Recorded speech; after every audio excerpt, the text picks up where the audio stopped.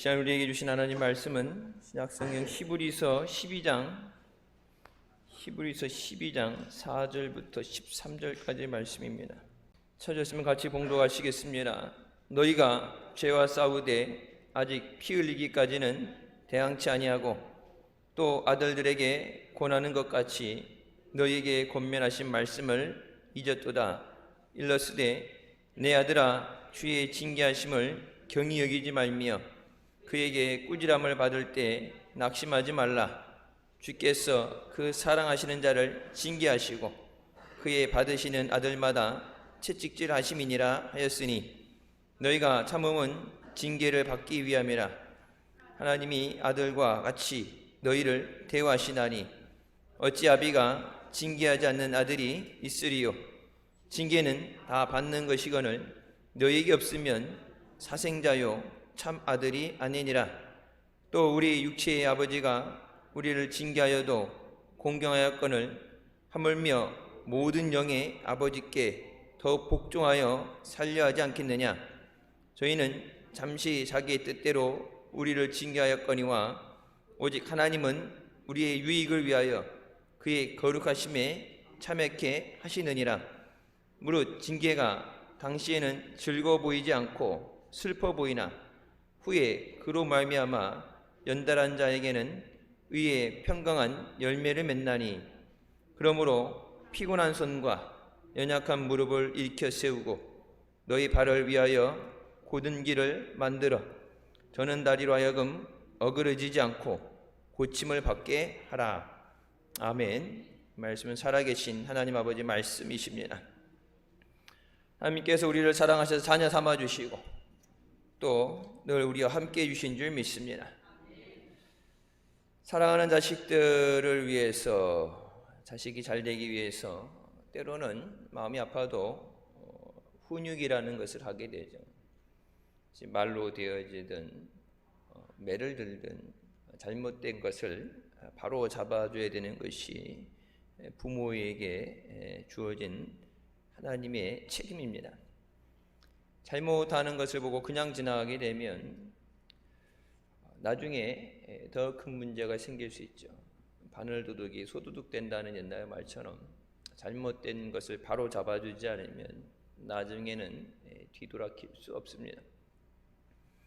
요즘 흔히 알코올 중독도 그렇고 도박도 그렇고 약물 중독이라든지 이런 것들 중독되어지는 것, 호기심에 한 번이라는 그런 걸 하지만 한 번 하게 되면 헤어나지 못해요. 그래서 그것이 얼마나 위험한 것인가 우리가 알고 안 좋은 것을 못하게 하죠. 그처럼 예수 그리스도의 생명으로 우리에게 구원을 주셨는데 구원을 빼앗기지 않고 천국 갈 때까지 온전히 이루기 위해서 우리가 믿음 안에서 더욱 바로 세워져야 되는 줄 믿습니다. 예수 그리스도를 통해서 우리를 생명 주시고 또 성령의 능력으로 우리를 변화시키셔서 온전한 하나님의 자녀가 되기를 원하시는 것이 하나님의 뜻이에요. 사랑받지 않는 자는 징계하지 않으십니다. 그래서 매맞지 않는 것은 사생자라고 그러죠. 버림받은 아이다. 잘못했는데 아무 말 안 한다.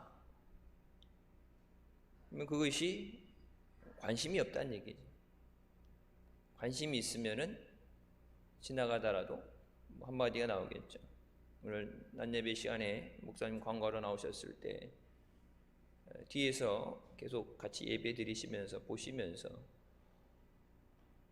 처음 교회를 시작하시고 상당수는 태어나서 유아 세례부터 결혼 주례까지 또 오랜 시간 30년이 넘는 시간 함께 왔는데 아버지의 마음으로서 볼 때 잘하는 건 잘한 거고 잘못한 것은 바로 잡아야 되는 것은 그것을 바로 잡아주는 것이 지도자이고 또 영적인 아버지인 줄 믿습니다. 첫 번째, 사랑의 징계에 대해서 말씀하십니다. 잠언 13장 24절에 매를 아끼는 자는 그의 자식을 미워함이라. 자식을 사랑하는 자는 근실히 징계한다고 말씀합니다. 잘못된 것을 바로잡아주지 않으면 그게 사랑이 아니라 자식을 미워하는 사람이다. 자식이 망하게 하는 사람이라고 하죠. 세상에서도 그렇고 우리가 교회 안에서 영적인 것을 얘기했을 때 믿음이 잘못되는 것에 대해서 목회자들이 바로 잡아줄 때 여러분이 말씀 생활에 소홀해진다든지 기도 생활에 소홀해진다든지 예배가 소홀해질 때 목회자에게 하나님이 주신 사명은 예수 그리스도 안에서 믿음으로 달려나가고 천국에 이르기까지 이 믿음의 자리를 이탈하지 않도록 돌보는 거예요. 그래서 목양이라고 그러죠. 목양. 양떼를 돌보는 것처럼 목자 되시는 주님께서 목회자들, 작은 목자들을 통해서 맡기신 양떼를 돌보게 하는 것이 목회입니다. 하나님께서 우리의 육체의 아픔이나 마음의 고통이나 환경의 고난을 통해서 때로는 우리의 죄를 깨닫고 회개하도록 역사하십니다. 사랑하기 때문에 돌아오라고 하시는 거예요. 더 큰 어려움을 당하지 않도록, 생명을 잃어버리지 않도록, 영원한 천국을 빼앗기지 않도록 돌아와야 되기 때문에 우선 말로 하시는데 말로 안 될 때는 이스라엘 백성에게 하셨던 것처럼 때로는 채찍을 드실 수도 있어요. 주변 나라를 세우셔서 그들이 침략을 하게 되고 또 고난을 당하게 될 때 자신들이 잘못한 것을 깨닫고 하나님 앞에 회개할 때 하나님은 그것을 통해서 우리를 회복시키시는 하나님이십니다. 아프라고 징계하는 게 아닙니다. 죽으라고 하는 게 아니죠. 살리기 위해서. 마귀가 우리에게 고통을 가져올 때는 깨닫게 되면 꾸짖음이 없어요. 마귀의 말 그대로 죽이려고 하는 거예요. 하나님께서 징계를 하실 때는 성령 하나님께서 깨닫게 하시는 음성이 있습니다. 하나님 말씀이 좌우의 날성검보다 예리해서 우리의 심령과 골수를 찌른다고 그랬죠. 찔리면 어때요? 찔리면 어때요? 안 찔려봤어요? 바느질할 때 바늘이든지 뭐 이게 찔리면 어때요? 아프죠? 그러니까 말씀이 검이 돼서 찔린다는 것은 살짝 이게 뭐 바늘에 찔린 줄 알고 검이 돼서 날카롭게 뼈를 쑤시는 영혼을 찌르는 그것이 오게 될 때 깨닫게 하십니다. 하나님 말씀을 생각하게 하시고 그래서 그것을 통해서 말씀의 순종과 복종을 하도록 역사하십니다. 그래서 다윗이 얘기한 것처럼 고난을 통해서 내가 하나님 말씀을 하나님의 규례를 깨닫게 되고 그 말씀에 순종하게 됐습니다. 하나님의 주시는 그 사랑의 징계의 결과는 우리의 변화로 나타나게 됩니다. 죽을 영혼이 살게 되고 하나님의 진노 아래 있던 자가 하나님의 은혜 안에 있는 자가 됩니다. 지옥 갈 우리를 천국 갈 하나님의 백성 삼아 주신 것처럼 우리 살리기 위한 거예요. 여러분 가족들 위해서 전도할 때 기도하고 전도하잖아요. 왜 전도해요? 사랑하니까. 살리기 위해서. 뭐 자기가 믿고 싶은 거 믿고 뭐 안 믿으면 요즘 우리나라 종교 55% 국민의 55%가 종교가 없죠. 여러분 이게 전 세계적으로 엄청난 희귀한 상황입니다. 무슨 종교든지 보통 과반수 넘는 숫자들은 종교를 가지고 있어요. 뭐 불교가 됐든 뭐가 됐든 간에 55%가 종교가 없다는 것은 이게 영적으로 상당히 심각하다는 것을 얘기하는 거예요. 세상의 법을 지키고 안 지키는 것, 물론 양심이라는 것이 있지만 세상의 법을 지키고 안 지키는 것은 눈에 안 보이면은 걸리지 않으면은 그냥 한다고 할 수 있는데 종교를 갖고 있는 사람들은 상대적으로 도덕적일 수밖에 없어요. 어느 종교에서 도둑질하러 가르치겠어요? 어떤 종교가 싸움질하러 가르치겠어요? 상당수 종교는 평화를 얘기하게 되고 남에게 돕는 것, 선을 베푸는 것을 얘기하게 되는데 그 종교를 갖고 있기 때문에 사람이 모나지 않고 사람이 이웃들을 생각을 하고 선을 행하게 돼요. 근데 종교가 없다는 얘기는 나밖에 모른다는 얘기예요. 남이 어떻게 되든지 신경을 안 쓴다는 얘기예요. 그만큼 마음이 강팍해지고 세상이 살기 힘들어지는 거예요. 세상 법으로 안 돼도 내가 믿는 종교에서 우리에게는 하나님이 말씀하셨기 때문에, 세상 법으로 제재가 안 돼도 하나님 말씀하셨기 때문에 우리가 순종하죠. 그러니까 세상 법 위에 하나님의 법, 보통 일반 세상적인 규례나 법 위에 종교의 법이 있기 때문에 종교를 갖고 있는 사람들은, 보편적으로 종교를 갖고 있는 사람들은 일반 사람보다 더 나은 도덕관을 갖고 있고 더 윤리적으로 살게 돼 있어요. 근데 우리는 살아계신 하나님을 믿는 사람으로서 이 땅에서의 삶뿐이 아니라 영원한 천국에 들어가게 하시기 위해서 우리를 의의 길로, 믿음의 길로 인도하시는 줄 믿습니다. 히브리서 12장 11절부터의 말씀에 무릇 징계가 당시에는 즐거워 보이지 않고 슬퍼 보인다. 잘못해서 혼나는 거지만 마음이 아프죠. 후에 그로 말미암아 연단받은 자들은 의와 평강의 열매를 맺느니라. 그 징계를 통해서 연단되어졌을 때 의와 평강의 열매를 맺을 수 있다. 피곤한 손과 연약한 무릎을 일으켜 세우고 너희 발을 위하여 곧은 길을 만들어 저는 다리로 하여금 어그러지지 않고 고침을 받게 하라. 하나님 앞에 나와 고침받을 수 있습니다. 물론 요나처럼 하나님을 외면하고 도망칠 수도 있어요. 여러분, 요나가 물고기 뱃속에도 들어가고 태풍을 맞아서 죽을 뻔도 하고 다시스에 가서, 니느웨에 가서도 그렇고 이런저런 어려움이 있었지만 결론적으로 요나는 하나님 앞에 사랑받는 사람이었어요. 미워하는 사람이었다면 뭐예요? 너 하기 싫으면 관둬. 너 말고 할 사람 많아. 하나님 앞에 자원하는 심령들, 기름 부은 자들이 많은데 꼭 요나 아니어도 하나님이 못하시겠어요. 근데 싫어서 다시스로 도망가는 놈 잡아다가 고래 뱃속에 집어넣고 물고기 뱃속에서, 그때 여러분 보세요. 3일을 버티잖아요. 물속에 나를 던지면은 너희들은 살 수 있다. 그 얘기는 거기서 회개한 게 아니라 뭐예요? 죽어도 안 간다. 물고기 뱃속에 들어갔을 때도 뭐 바로 죽을 줄 알았나면 나 어떻게 해요? 하나님이 못 죽이게 하는 거죠. 그게 뭐 고래가 됐든 상어가 됐든 여러분 뱃속에 들어가면 어떻게 돼요? 위액이 나와서 녹아요. 물고기 뱃속에 들어간데 3일을 안 죽고 살아있다는 것은 불가능한 얘기예요. 다니엘이 사자굴 속에 던져졌을 때 사자의 뭐야? 천사가 사자 입을 봉해버렸다고 그랬죠.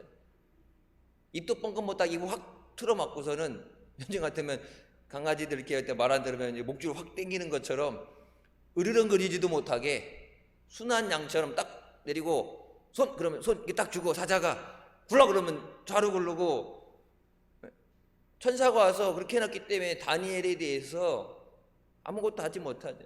근데 그 사자가 마시간 사자냐, 문제가 있는 사자가 아니라 다니엘을 모함하던 사람들 집어 던질 때 어떻게 돼요? 똑같은 사자굴에 던질 때 떨어지기도 전에 달라들어서 잡아먹죠. 실제잖아요. 딴 사람 보내면 되지. 순종하는 사람이 있는데 도망가는 거 왜 굳이 쫓아가셔서 그렇게 하셔요. 근데 그렇게 보고 보면은 요나가 하나님의 사랑을 입은 자예요. 사랑하니까. 누구든 다른 사람을 다른 사람 보낼 수 있죠. 다른 사람 보낼 수 있는데 그럼 요나는 어떻게 돼요? 하나님 말씀을 거역하고 도망갔기 때문에 버림받은 자가 되는 거예요. 나중에 심판을 받는 자가 돼요. 근데 하나님이 니느웨를 살리는 것도 중요하지만 택하시고 기름 부으신 사랑하는 요나가, 이것 때문에 요나가 버림받는, 요나도 살리고 니느웨도 살려야 되겠다. 때로 우리가 교회 안에 어떤 사역을 하게 될 때, 또 여러분이 전도하게 될 때, 그 전도에서 구원해야 되는 그 사람뿐만 아니라 그 상황을 통해서, 사역을 통해서, 전도를 통해서 먼저 나를 살리시고 내게 은혜 베푸시고 또한 그들도 살리시는 하나님이신 줄 믿으시기 바랍니다. 전도하려면 어떻게 돼요? 기도해야 되죠. 평상시 나의 부족했던 그 기도, 전도하려고 몸부림치면서 안 열리는 그 전도의 문이 열리게 할 때 내가 예수 믿고 구원받은 것이 하나님의 은혜. 전도가 이렇게 힘든 거구나. 근데 하나님이 내게 은혜 주셔서 내가 예수 믿는다는 것 자체가 너무나 감사한 거고, 내가 누리는 이 은혜 저들도 그 은혜를 누리게 하여 주시옵소서. 그래서 예수 그리스도의 사랑으로, 주님의 그 마음으로 저들을 사랑하게 하여 주시옵소서. 혈육의 관계이기 때문에 사랑이 아니라 영혼을 살리기 위해서 십자가에 죽어주신 그 주님의 사랑으로 저들을 내 마음에 품게 하시고 저들에게 생명의 복음을 전하게 하여 주시옵소서. 그들이 더디게 오는 것, 전도가 더디게 되는 것, 때로는 여러분이 사역을 할 때 사역의 열매가 더디게 맺어지는 것에 대해서 힘들어하기보다는 이 연단을, 나의 가는 길을 그가 아시나니 나를 연단하신 후에 내가 정금같이 나오리라. 연단을 받은 후에 의와 평강의 열매를 맺게 하신다고 말씀하십니다. 하나님 앞에 나올 때 하나님께서 우리를 변화시켜 주십니다. 사람은 잘 변하잖아요. 그래서 변화라 얘기하면서도 이렇게 변화되면 어떻게 돼요? 갑자기 변하면은 이상해하죠. 무서워하죠. 갑자기 사람 변하면 죽을 때가 됐다고, 변화라고 얘기하면서도 변해놓으면 또 이상해졌다고 그러지 말라고 그러죠. 우리가 이제 결단은 하지만 마음도 연약하고 또 우리가 환경에 지배를 당하기 때문에 우리는 그렇게 쉽게 못 변해요.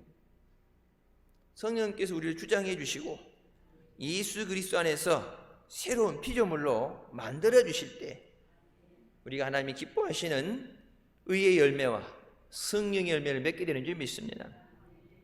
욥기 5장 17절부터 말씀에 볼지어다 하나님께 징계받는 자에게는 복이 있나니 그런즉 너는 전능자의 징계를 업신여기지 말라.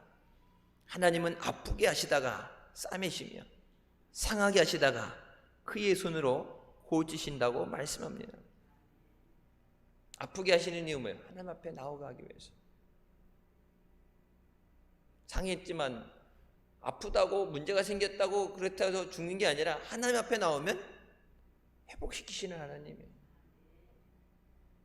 여러분 제일 좋은 건 뭐예요? 말씀을 듣고 깨닫는 은혜.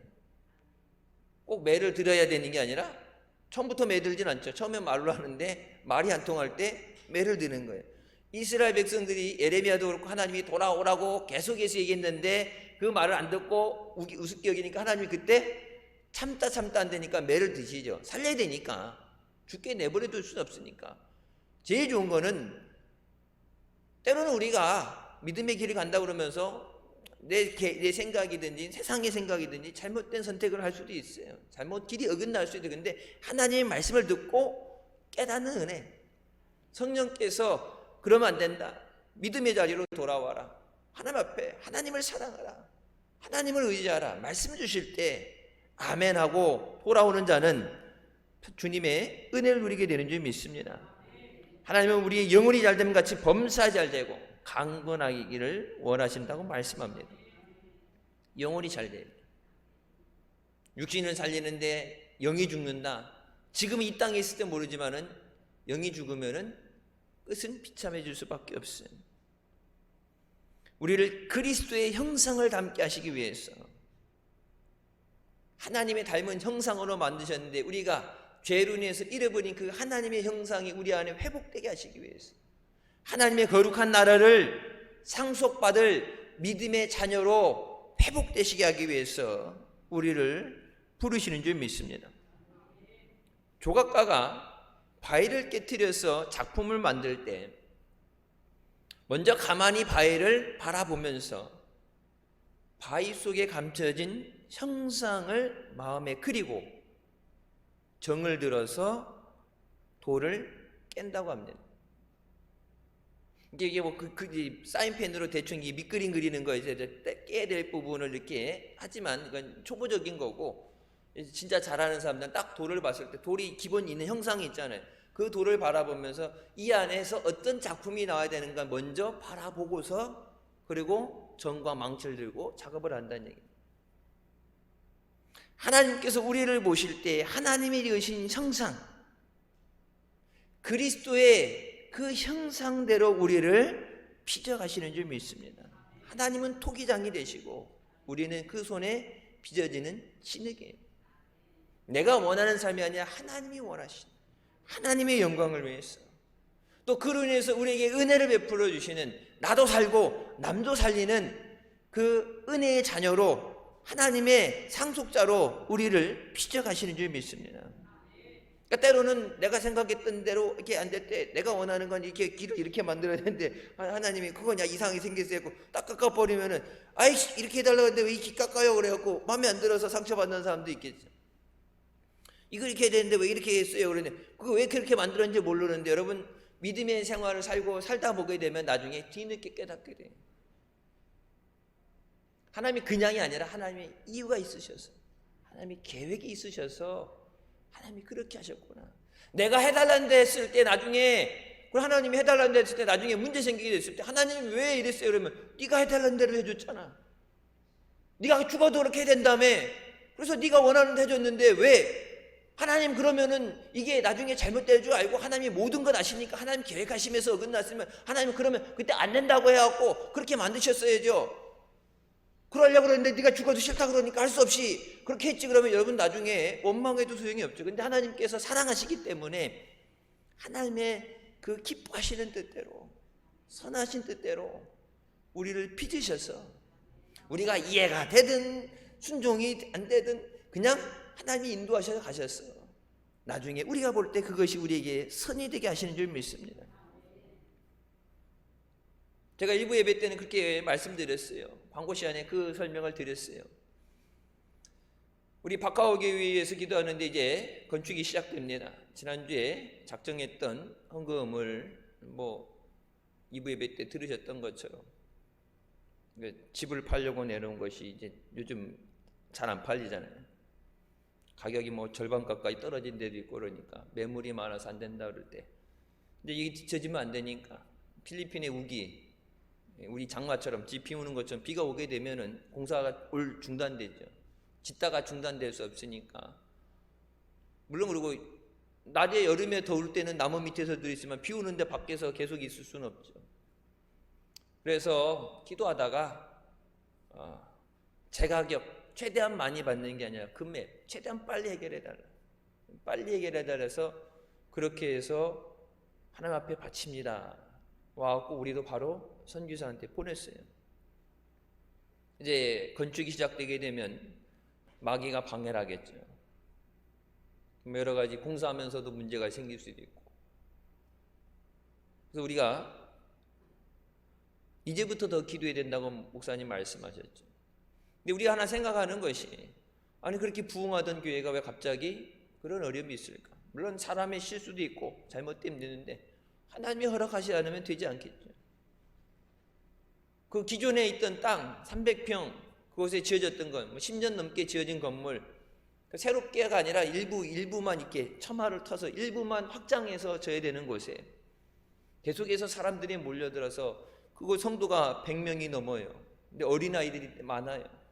어린아이들이 있다는 많다는 얘기는 교회가 앞으로 더 성장할 수 있고 비전이 있다는 얘기죠. 어린아이들이 예수님 영접하고 나서 그들이 주님의 인도하심으로 주님을 위해 사는 사람이 될 때 그 지역이 변화되게 되죠. 하나님의 영광을 나타나게 됩니다. 근데 왜 하나님 그렇게 부흥하는 교회인데 하나님 더 부흥 잘 되게 하고 더 돕는 손길이 그렇게 되는데 왜 갑자기 길거리로 나와 함께 하셨을까? 몰라요. 우리는 왜 그런지 몰라요. 근데 우리 기도함을 통해서 하나님이 그 평수 300평 똑같은 평수로 다른 곳에 땅을 예비하시고, 우리가 달라고 해서 하나님 주는 게 하나님이 미리 예비하시고 그것을 통해서 기도하게 하심으로 우리에게 주신 줄 믿습니다. 여러분 그 기증자가 누구예요? 먼저 땅을 기증했다, 돌아가신 분, 5년 전에 돌아가신 분, 먼저 땅을 기증했던 그분 누나가 300평을 똑같이 그 평수 300평을 기증한 거예요. 그 기증했던 것을 교회로 등기를 안 해갖고 이거 날라갔잖아요. 자식들이 그래서 상속 전쟁이 벌어져서 재산을 가져가겠다 서로 분쟁이 났는데, 먼저 기증했던 그분 누님이, 물론 믿는 사람인지 안 믿는 사람이지만 그 평수 똑같이 맞춰서 다른 곳에, 그곳에 새로 지어지는 그 교회를 통해서 하나님이 계획하신 것을 이루시는 줄 믿습니다. 부흥됐는데 낡은 교회, 10년 넓은 교회, 부실한 교회, 좀 증축한 것보다 기왕이면 하나님 새롭게, 멋있게 새로 지어졌어요. 하나님이 영광 받으실 수 있는 아름다운 성전을 봉헌하게 하시는 것. 때로는 그 가운데 고난이 있고 어려움이 있고 기도가 있었지만 그 모든, 그게 모든 것에 역사하셔서 선이 되게 하신다고. 기도하게 하심으로 믿음이 더욱 깊어지게 하시고 힘들고 어려움을 통해서 주님을 더욱 의지하게 하시고 또 그것에 합력하고 동참한 자들에게 하나님의 은혜와 복을 주시는 줄 믿습니다. 두 번째, 하나님께서 하나님의 뜻을 따라 살도록 징계하십니다. 아브라함이 75세 때 하나님께서 그를 택해서 너는 너희 고향과 친척과 아비 집을 떠나 내가 내게 보여줄 땅으로 가라고 말씀하셨습니다. 아브라함은 어떻게 합니까? 순종합니다. 근데 아비의 집을 떠나라는 얘기를 제대로 안 듣고 자기의 조카 롯을 데리고 또 종들을 거스리고 먹고 살 재산을 챙겨서 떠나게 됩니다. 우르 땅을 떠나라는 얘기는 뭐예요? 그것이 우상 숭배로 먹고 사는 땅이기 때문에 그래요. 하나님이 복을 주시겠다 약속하셨는데 그 우상이 밑바탕되어 있는 아브라함 그 가문 자체가 우상을 만들어 팔아먹어서 재산을 축적했는데 하나님이 기뻐하는 그 모든 것 두고 하나님이 복 주시는 땅으로 가나안 땅으로 가라고 그랬는데 위치만 바뀐 거죠. 자리만 옮기면서 조카도 데리고 가고 종들도 데리고 가고 나오죠. 종들도 데려가고 바리바리 싸들고서 하나님이 기뻐하시지 않는 방법으로 얻어진 것을 가지고 갔을 때 하나님이 그것을 걷어가시는 징계가 있죠. 떠나긴 했지만 하나님 말씀에 온전히 순종하지 못했어요. 우리가 믿음 생활할 때 때로는 순종한다 그러면서 온전히 순종하지 못할 때가 많이 있어요. 뭐 여러분만 아니라 저도 그렇고 순종한다 그러는데 온전히 하지 못하고 순종이 안 돼서 때로는 복종이 될 때도 있어요. 순종은 이해하고 기쁨으로 자발적으로 하는 거, 복종은 이해가 안 돼도 하라고 그러니까 그냥 마지못해서 하는 게 복종이에요. 순종하라고 말씀하시죠. 복종으로 해서 하긴 했는데 복종이 아니라 기쁜 마음으로 순종하는 우리가 되시길 주님의 이름으로 축원합니다. 아브라함이 가나안 땅에 들어갔을 때 하나님이 복을 주신다고 그랬으니까 복 주신다고 지정하는 땅에 가라고 했으니까 가나안 갔으면 복을 받아야 되잖아요. 근데 가나안 갔을 때 어떻게 됐어요? 가나안 갔을 때 자기가 생각했건 다르게 가뭄과 흉년이 나가왔어요. 우르 땅에 있을 때보다 더 힘들어졌어요. 물이 다 마르고 짐승들이 먹을 풀이 없고 양식이 없어서 따라왔던 사람들 일부 다 흩어지고 다시 돌아가고 흩어지게 되고 설상가상으로 하나님이 애굽으로 내려가지 말라고 하셨는데 거기서도 뭐예요? 먹고 살 방법이 없으니까 지금처럼 뭐 이렇게 비축해 놓고 뭐 따로 이렇게 인공적인 방법으로 뭐 먹을 걸 만들어내는 게 아니기 때문에 먹을 게 없으니까 하나님이 분명히 가지 말라고 그러는데 어떻게 해요? 애굽으로 내려가죠. 애굽 내려갔다가 자기 죽게 생겼으니까 자기 아내를 여동생으로 거짓말을 하라고 시키고 큰 낭패를 당하게 됩니다. 데리고 나갔던 조카 롯 같은 경우 어떻게 됐어요? 아브라함의 종들과 롯의 종들이 서로 싸우는 것 때문에. 그래서 뭐예요? 네가 통하면 내가 서 우리 찢어지자. 너 먼저 택해서 갈 길 가라. 나는 반대로 가겠다. 그러니까 결론적으로 뭐예요? 아비 본토 집을 떠나서 다 두고 호련히 갔더라면 가나안에서 복을 받고 하나님의 은혜를 받고 승리하게 될 텐데 하나님 말씀 어기고 갔는데 순종은 했으니까 부분적이라도 순종을 했으니까 그냥 하나님 그냥 그러니까 안 한 건 아니니까 복 주세요 그랬는데 하나님 어떻게 결론적으로 하나님이 말씀하셨던 대로 롯도 떠나가게 하시고 종들도 떠나가게 하시고 그 부정하게 하나님이 기뻐하시는 방법으로 우상을 통해서 재산 축적했던 거 다 잃어버리게 하시고 아무것도 없는 것 같이 하나님께서 위로부터 주시는 복을 주십니다. 우리가 하나님 앞에 온전한 순종이 돼야 되지 부분적인 순종이 돼서는 안 돼. 우리는 그래도 순종했다고 하겠죠. 근데 하나님은 그걸 순종으로 받아들이지 않으시죠. 순종이 될 때까지 불순물이 있으면 계속해서 불을 떼서 정금이 되도록 연단하실 수밖에 없어요. 순종은 하는데 부분적인 불순종이 있으면 하나님은 그것조차 온전케 하시기 위해서 계속해서 연단이 될 수밖에 없어요.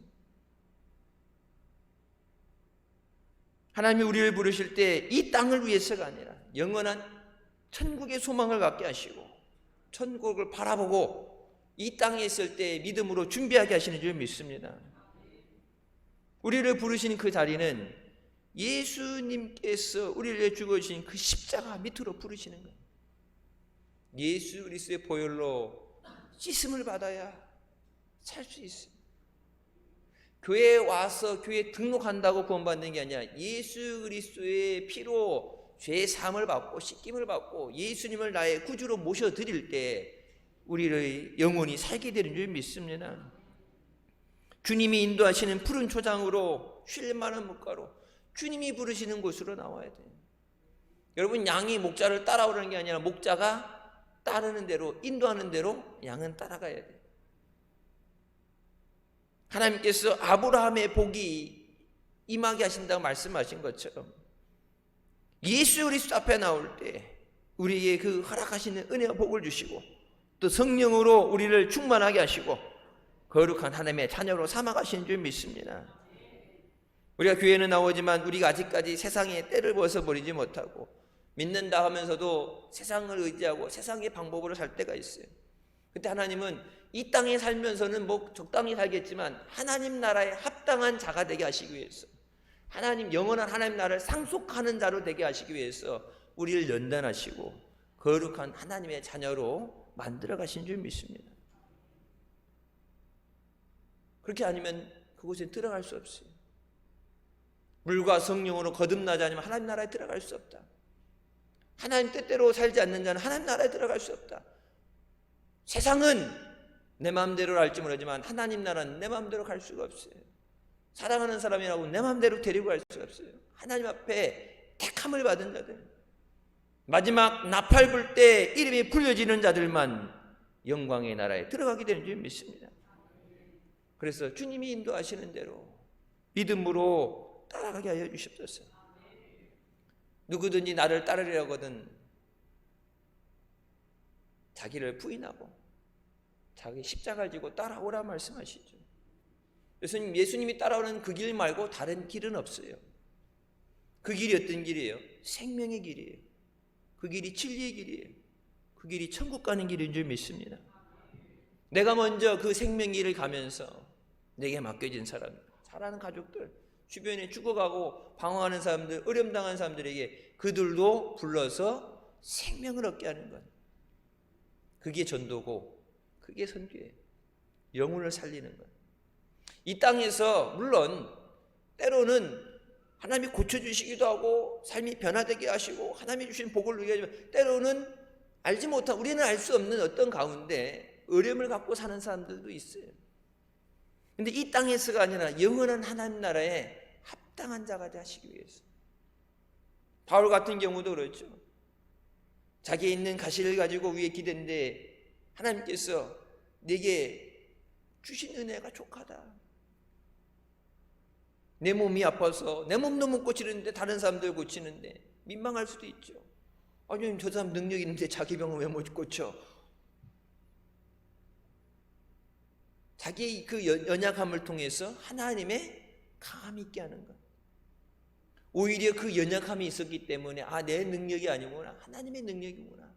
그렇기 때문에 마지막 순교의 자리까지 절대 하나님만 사랑하고 말씀에 순종하고 믿음의 길을 가는 사도가 됐습니다. 만약 고쳐달라는 병을 고쳐줬을 때 처음부터 그러지 않겠지만 의도치 않게 내가 하고 싶을 때 다 되고, 바울이 가는 곳에 죽은 자도 일으키는 10병 있는 사람도 고치게 됐을 때 바울을 신처럼 여기고 막 엎드려 절하 그러잖아요. 그래서 바울이 웃을 찢으면서 그러지 말라, 나도 너희와 같은 성도인 같은 사람이다. 내가 아니라 하나님이시다. 영광 받으실 분은 하나님이시다. 하나님이 고쳐주시고 하나님이 살려주신 거다. 기적이 나타나니까 사람들이 쫓아다니면서 우상처럼 덤비려고 하는데, 여러분, 바울 자신에게 부족한 것이 없었다면 자기가 안 그러려고 그랬어도 주변에서 그렇게 만들어버릴 수도 있어요. 근데 바울의 자기의 연약함을, 그것이 그것마저도 하나님이 고쳐주셨으면 얼마나 괜찮았을까, 멋있게 할 수 있었는데 하나님은 그 가시가 있었기 때문에 끝까지 주님 안에 머물러 있었던 거예요. 때로는 우리가 믿음 생활하면서 이것만 없었으면 좋겠는데 하나님 이거 해결해 주시면 진짜 괜찮게 생각하는데 내게 없어지지 않는, 나를 아프게 하는 가시가 있어요. 세상 노래 중에 가시라는 거 보면 이제 그만 가라고 제발 떠나가라고 이제 지긋지긋하니까 아프게 힘들게 하지 말고 가라고 그러는데 안 가고 계속해서 박혀있죠. 근데 그 가시 때문에 사는 거예요. 여러분 그 가시를 뭐라고 해요? 네 십자가를 지고 나를 따라와라. 거기에 여러분 그 가시가, 십자가가 사명일 수도 있고 건강일 수도 있고 물질일 수도 있고 가족일 수도 있어. 근데 그게 없으면 더 예수 잘 믿을 것 같은데 우리는 연약해서 죄에 잘 넘어져요. 예수님 따르기라고 왔다가 세상을 더 사랑해서 간 사람들 여러분 부지기수입니다. 제 대학원 다닐 때 신학대학원까지 와서 대학원 교육받다가 다시 세상 간 사람들이 있어요. 안수받고서도 목회하다가 목회 그만둔 사람들도 많아요. 여러분 주변에도 예수 믿다가 예수 안 믿는 사람들 많잖아요. 예수 믿다가 이단에 빠진 사람도 많고, 예수 믿다가 불교로 간 사람도 있고, 예수 믿다가 그냥 가나안 성도가 된 사람도 있고. 가나안 성도가 왜 가나안 성도라니까 안 나가. 가나안이 안 나가. 교회 안 나가. 여러분 한국교회 가나안 성도가 작년 통계로 150만 명이에요. 교회 다니다가 무슨 이유에서든지, 코로나 때문에 무슨 이유에서든지 상처를 받았든 뭐가 됐든 간에 자기는 예수 믿는다는데 교회를 안 나가는 사람 숫자가 계속 늘어나고 있죠.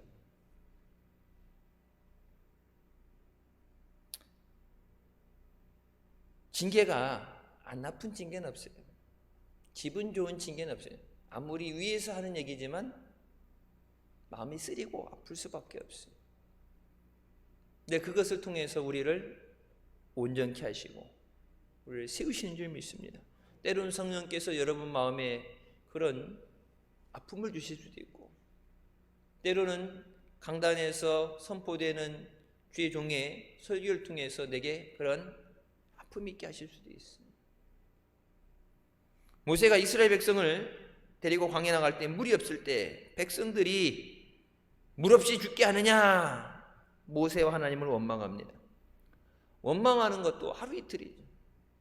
내 자식도 아니고 200만 명이 넘는 사람들을 끌고 나갔는데 돕지는 못할 망정, 죽을 데가 없어서 광야에 데리고 나와서 물도 못 마시고 목말라 죽게 하느냐, 죽인다고 막 돌들고 달라들고. 그때 모세가 하나님 어떻게 됩니까? 하나님께서 지팡이를 들고 바위 앞에 서서 바위에 물을 내라고 명령을 하라. 그럼 바위가 물을 낼 것이다. 근데 모세가 그 군중들을 바라보면서 화가 나니까 말씀으로 명령하라고 그러는데 화나니까 지팡이로 반석을 2번 칩니다. 순종을 했어요. 온전한 순종이 아니었죠. 순종을 하는데 내 감정이 이입됐죠. 하나님한테 반항하는 건 아니죠. 하나님 말씀하신 거에 반항하는 게 아니라 저들 때문에 계속 죽겠다 그러고 죽인다 그러니까 힘드니까, 그래 그렇게 물 먹고 싶으면 그래 얘다 물 먹어라, 그런 마음으로 쳤을 거예요. 반항하려고 했으면 왜 물 주겠어요? 그냥 죽으라고 물 안 줬겠죠. 근데 하나님께서 민수기 20장 11절부터 모세와 아론을 이르시되 너희가 나를 믿지 아니하고 이스라엘 자손의 목전에서 내 거룩함을 나타내지 아니한 고로 너희는 이 회중을 내가 그들에게 준 땅으로 인도하여 드리지 못하리라. 40년간 광야에서 죽도록 충성하고 싫다고 애굽으로 간다고 죽인다는 사람들을 힘들게 바로 가나안 앞에까지 갔는데 반석을 쳤다는 것이 말씀으로 하나님의 능력이 나타났는데 반석을 쳤으니까 물이 나는 어떤 인위적인 행동이 들어가게 됐을 때, 내 감정이 입되게 됐을 때 뭐라고 그래요? 하나님을 믿지 않았다. 먼저 하나님을 믿지 않은 것이 죄가 되는 거예요. 그 다음에 하나님의 거룩함을 나타내지 않았다. 내 감정으로, 내 생각으로 그것이 순종을 하는데 그것이 다른 어떤 것이 불순물이 끼게 됐을 때 하나님의 거룩함을 나타내지 못했다. 그 얘기는 하나님 영광을 가렸대. 물을 낼지어다 했을 때 물이 나오게 되면 하나님이 주셨구나 되는데 모세가 그걸 때렸단 말이에요. 그래서 이스라엘 백성은 들어가고 모세는 들어가지 못하고 먼 발치에서 마지막 바라보는 것으로 끝나게 됩니다. 성경에도 말씀하죠. 처음 된 자가 나중 된다. 쓰임을 받을 때 끝까지 쓰임 받아야 돼. 주님의 은혜를 끝까지 받아야 돼. 믿음으로 끝까지 달려가야 돼. 처음에는 잘했는데 나중에 지쳐지면 안 돼. 여러분 모세 안 간다는 거, 말 못한다고 안 간다는 거 하나님이 억지로 불러가지고 지팡이 하나 져주고서는 바로 앞에 가라고 그래갖고 목숨 걸고 나가서 40년을 진짜 막 그냥 홍삼 집 돌리듯이 짜가지고 탈탈 떨어서 드셨는데 조금 잘못했기르니 그래도 정상 참작에 40년간 진짜 세상 말로 개고생한 거 생각하면은 고생했으니까 40년을 그래 이거 잘못한 거 있는데 그래도 그동안 한 공로가 있으니까 잘한 게 있으니까 그냥 그래 들어간다. 들어가게는 해줄게. 오래 못 살아도 들어가게 땅은 밟게 해줄게. 하나님 보세요. 매몰 사시잖아요. 우리가 하나님의 말씀에 순종하지 못할 때 하나님의 징계가 있어요. 세 번째, 징계보다 더 무서운 것이 하나님의 진노와 심판입니다. 진노와 심판은 하나님의 주권에 도전하는 자를 하나님이 용서하지 않으십니다. 예레미야 2장 19절에 내 악이 너를 징계하였고 내 반역이 너를 책망할 것이라. 그런즉 내 하나님 여호와를 버림과 내 속에 나를 경외함이 없는 것이 악이요 고통인 줄 알라. 주 만군의 여호와의 말씀이라. 내 안에 하나님을 경외함이 없는 것이 악이라고 말씀하십니다. 하나님을 버린 것이 죄가 된다. 사랑하는 자는 뭐예요? 징계한다는 건 뭐예요? 고쳐 쓰시겠다는 거예요. 징계하는 건 고쳐 쓰는 거예요. 살려야지. 안타까운 마음에 살려야지. 여기서 하나님의 진노와 심판은 처벌입니다. 버림받는 거예요. 그러면은 재활용되는 것이 있고 고쳐줄 수 있는 게 있고 이거는 폐기되는 거예요. 완전히 폐기되는 거예요. 하나님의 주권에 대해 저항하는 것은 하나님은 절대 용납하지 않으십니다. 신명기 7장 9절부터 10절에 그런즉 너는 알라 오직 내 하나님 여호와는 하나님이시오 신실하신 하나님이시라. 그를 사랑하고 그의 계명을 지키는 자에게는 천대까지 그의 언약을 이행하시며 인애를 베푸시되 그를 미워하는 자에게는 당장에 봉하여 멸하시나니 여호와는 자기를 미워하는 자에게 지체하지 아니하시고 당장에 그에게 봉하시니라. 하나님 앞에 하나님에 대한 도전, 하나님은 용납하지 않으신다. 사랑하는 자녀들은 돌아와라 어떻게든지 돌아오게 하시고 말 안 되면 매를 들어서 살리기 위해서 인내하시고 긍휼히 여기심이 있지만 하나님에 대한 도전은 하나님의 주권에 대한 도전하는 것은 하나님이 지체하지 않으신다. 여러분 우리 믿는 사람들이야 뭐 자랑한다고 하겠지만은 대한민국이라는 나라가 하나님의 은혜와 복으로 이 자리까지 왔는데 나라가 해방된 것도 전쟁 가운데 지켜주신 것도 어려운 경제 국가적인 부도 가운데 지켜주시고 지금 이 자리까지 누릴 수 있는 것이 하나님의 은혜였는데 그 하나님의 은혜를 잊어버리고 하나님이 기뻐하시는 우상 숭배를 하게 되고 믿는 우리가 하나님 말씀에 순종하지 못하고 하나님을 경외하지 않는 것이 악이니라. 마태복음에도 말씀하시죠. 너희가 입으로는 하나님을 경외한다 그러면서 마음으로는 하나님을 업신여긴다. 하나님 앞에 왜 소홀하게 돼요? 가볍게 여기는 업심 여기는 마음이 있기 때문에 소홀한 거예요. 하나님을 귀하게 여겨야 돼요. 하나님이 주신 은혜를 귀하게 여겨야 돼요. 언제까지나 내가 원할 때마다 주는 게 아니라 하나님의 은혜는 하나님이 주시고 싶을 때 주시는 거예요. 하나님이 은혜 주시고 긍휼히 여겨주시고 사랑으로 품어주실 수 있도록 주님을 더욱더 사랑하고 주님을 의지하는 우리가 되시길 주님의 이름으로 축원합니다. 그냥 뒀다가 하나님 앞에 마지막에 심판받는 것보다는 하나님께서 사랑하셔서 부르시고 징계하셔서라도 하나님 안에 의의 자녀로 거룩한 백성으로 세워지게 하여 주시고, 가장 중요한 건 뭐예요? 영광의 나라 천국에 들어가게 하여 주셨어요.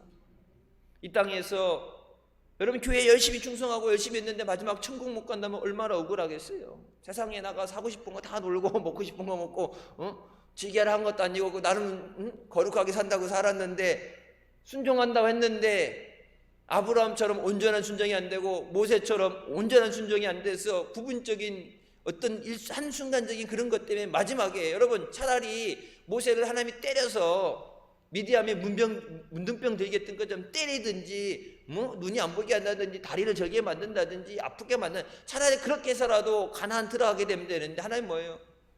못 들어가.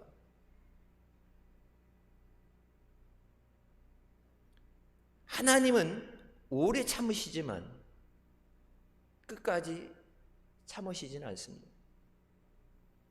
하나님이 참으신다고 해서 묵과되는 게 아니에요. 없어지는 게 아니에요. 죄는 오직 회개할 때만 용서받는 거예요. 내가 죄져도, 언제 목사님 그런 말씀 하셨죠? 난 목사님 하고 싶은 대로 하고 하고 싶은 대로 하고 그러는데 죄져도 하나님 아무 말씀 안 하시던데, 그때 목사님 그런 말씀이죠. 그게 자랑이 아니라고. 하나님이 매를 안 맞는 건 버림받은 거라고. 잘못할 때마다 바로바로 하나님이 그러면 안 돼, 이렇게 해야 돼, 그게 사랑받는 거예요. 하나님을 무시하는데 어떻게 하나님의 은혜를 주시겠어요? 하나님을 사랑하는 자가 사랑을 입고 간절히 찾는 자를 만나 두신다고 그랬는데, 우리가 더욱더 하나님을 사랑하고 하나님을 의지하고 하나님을 귀하게 여기는 우리가 되야 되는 줄 믿습니다.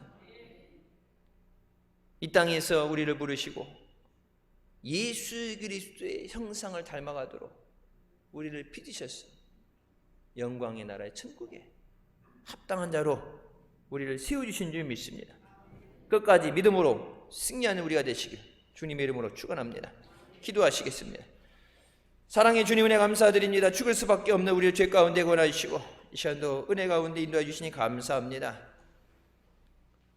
천국에 이를 때까지 주님이 부르신 그 길 순종하며 주님과 동행하며 달려나가게 하여 주시옵소서. 때로는 우리가 말씀에 순종하지 못할 때 우리를 깨닫게 하시고 성령으로 꾸짖어 주시고 매를 들어서라도 바로 잡아 주셨어요. 영광의 나라에 참여하는 자 되게 하여 주시고 이 땅에서도 하나님의 은혜와 사랑을 누리는 복된 자녀들 되게 하여 주시옵소서. 하나님이 함께 계시는 임마누엘의 복이 가장 큰 복입니다. 하나님 떠나서는 아무리 많은 것을 갖고 있어도 불행해질 수밖에 없습니다. 주님을 우리의 마음에 모시고 주님의 말씀에 순종하며 인도하심을 따라 부족함이 없는 은혜를 누리게 하여 주시옵소서. 예수님의 이름으로 기도드립니다. 아멘.